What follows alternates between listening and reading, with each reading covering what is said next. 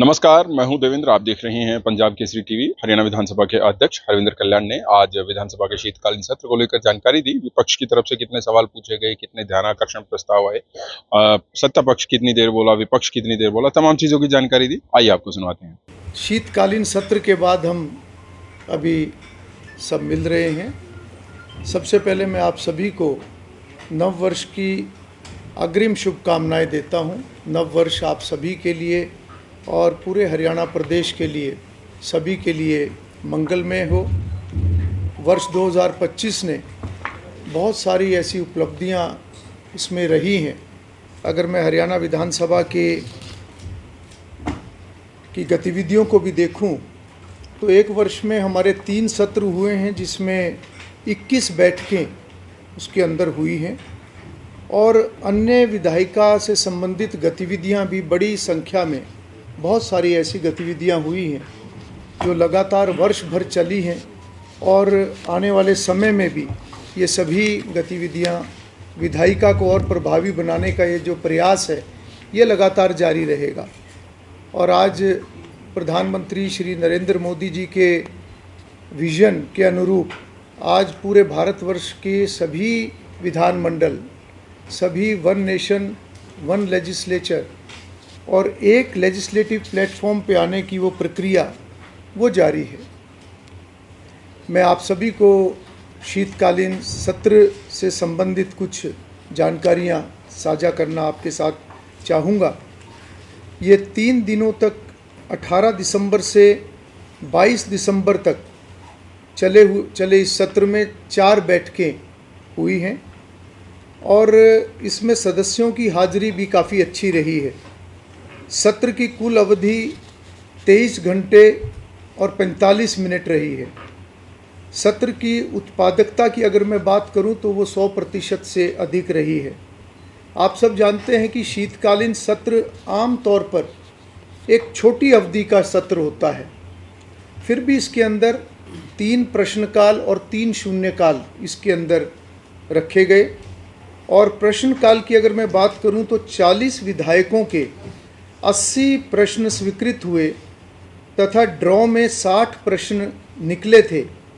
और ओरल की अगर हम बात करें तो ओरल में 60 में से 51 प्रश्न वो टेकअप हुए हैं, जो लगभग 85% है। इसके बारे में मैं बताना चाहूँगा कि जो प्रश्न लगे हैं उसमें कांग्रेस के माननीय सदस्यगणों के 22 प्रश्न लगे हैं, भारतीय जनता पार्टी के सदस्यगणों के 14 प्रश्न लगे हैं, इंडियन नेशनल लोकदल के सदस्यों के 2 और निर्दलीय विधायकों के 2 प्रश्न इसमें लगे हैं। साथ ही अगर मैं शून्यकाल की बात करूं तो 3 शून्यकाल में 3 घंटे और 18 मिनट सभी सदस्यों को बोलने का अवसर मिला, जिसमें 70 माननीय सदस्यों ने भाग लिया है। इनमें भारतीय जनता पार्टी के 32 सदस्य 91 मिनट बोले हैं, कांग्रेस के 33 माननीय सदस्य 94 मिनट बोले हैं, इंडियन नेशनल लोकदल के 2 सदस्य 6 मिनट बोले हैं तथा निर्दलीय 3 सदस्य 7 मिनट तक उन्होंने अपनी बात रखी है। कुल मिलाकर सभी माननीय सदस्यगणों को शून्यकाल में बोलने का अवसर मिला है। इस सत्र में 16 विधेयक पारित हुए हैं और साथ ही ध्यान आकर्षण सूचना जो कॉलिंग अटेंशन है वो इंडियन नेशनल लोकदल के श्री अर्जुन चौटाला उनकी तरफ से जो प्राप्त हुई थी उसके ऊपर उसको एडमिट किया गया था, वो टेकअप हुई है। और उसके साथ साथ कांग्रेस पार्टी की तरफ से डॉक्टर रघबीर कादियान व अन्य 32 सदस्यों की तरफ से जो सूचना प्राप्त हुई थी, जो कि अपराध, नशा, बेरोजगारी, अशिक्षा, असमानता, दूषित पर्यावरण आदि का बढ़ना, साथ ही प्रदेश में भय, भ्रष्टाचार, हत्या, फिरौती, डकैती आदि तथा नागरिकों को जान माल की सुरक्षा न मिलना आदि व पुलिस का असहाय होना, ऐसे विषय सभी शामिल थे। साथ ही उस अविश्वास प्रस्ताव में HKRN, बेरोजगारी, पेपर लीक, भर्तियों में देरी, खिलाड़ियों की मौत, वोट चोरी, खेतों में जल भराव, खाद की कमी, बीमा राशि का भुगतान व फसलों के भाव आदि, साथ ही प्रदेश का कर्ज, शिक्षा, स्वास्थ्य, यातायात व नागरिक सुविधाएं आदि, ये सभी विषय उसमें शामिल थे। क्योंकि विषय बहुत अधिक थे, इसलिए अविश्वास प्रस्ताव और वो नियमों के अंतर्गत वो आता था, इसलिए उसको स्वीकार किया गया, जिस पर 4 घंटे और 40 मिनट तक उसके ऊपर चर्चा हुई, जिसमें 17 माननीय सदस्यों ने भाग लिया। जिन सदस्यों ने भाग लिया उसमें कांग्रेस पार्टी के 8 सदस्य वो 87 मिनट बोले, भारतीय जनता पार्टी के 6 सदस्य 69 मिनट बोले, इंडियन नेशनल लोकदल के 2 सदस्य 15 मिनट बोले और माननीय मुख्यमंत्री ने उसमें 109 मिनट में अपना जवाब दिया।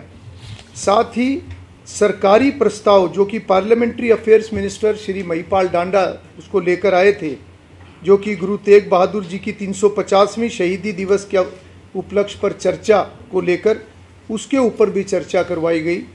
साथ ही विधायक श्री घनश्याम दास जी का रूल 84 के अंडर जो प्रस्ताव मिला था उसको भी एडमिट किया गया, जो कि राष्ट्रीय गीत वंदे मातरम के 150 वर्ष पूरे होने के अवसर पर उसके ऊपर भी 113 मिनट चर्चा हुई, जिसमें कांग्रेस के 3 सदस्य, भारतीय जनता पार्टी के 2 सदस्यों ने हिस्सा लिया और मुख्यमंत्री जी ने भी उस चर्चा में हिस्सा लिया।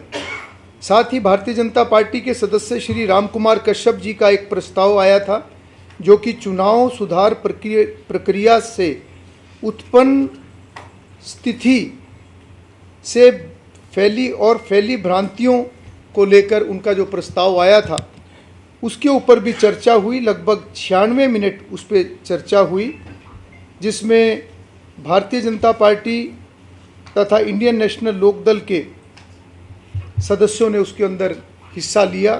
कांग्रेस के कुछ सदस्यों ने भी उसमें अपनी बात रखते हुए उसमें वॉकआउट किया था, उसका विरोध किया था। परंतु साथ ही साथ मैं बताना चाहूँगा कि सत्र में दर्शकों की भागीदारी बहुत अच्छी रही है।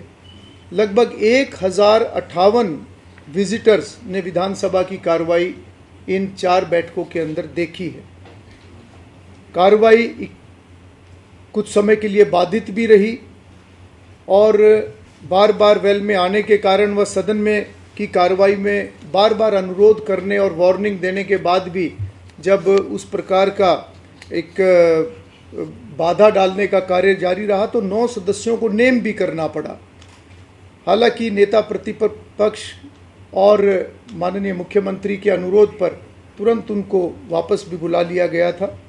इसी सत्र में कांग्रेस की सदस्य श्रीमती पूजा द्वारा अध्यादेश निरस्त करने हेतु लाया गया प्रस्ताव, उसको भी शामिल किया गया और ऐसे ही कांग्रेस के सदस्य श्री आदित्य सुरजेवाला, उनकी तरफ से भी जो प्रस्ताव आया उसमें भी जो बिल अमेंडमेंट को लेकर चर्चा हुई। कुल मिलाकर बहुत अच्छी चर्चा, काफ़ी सदस्यों ने बहुत अच्छी चर्चा इस सत्र के अंदर की है। और विशेष रूप से मैं बताना चाहूँगा कि पिछले सत्र से इस सत्र के बीच में जो विधानसभा तथा विधानसभा अध्यक्ष द्वारा की गई जितनी भी मुख्य विधायी गतिविधियां, उसकी जानकारी भी पूरे सदन को दी गई है।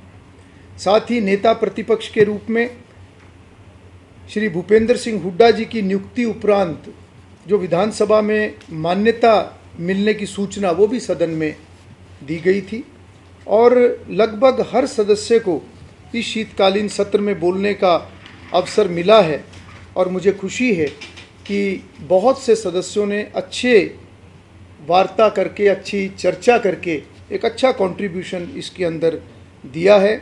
और अंत में शीतकालीन सत्र की समाप्ति राष्ट्रीय गीत और हरियाणा राज्य गीत के साथ की गई।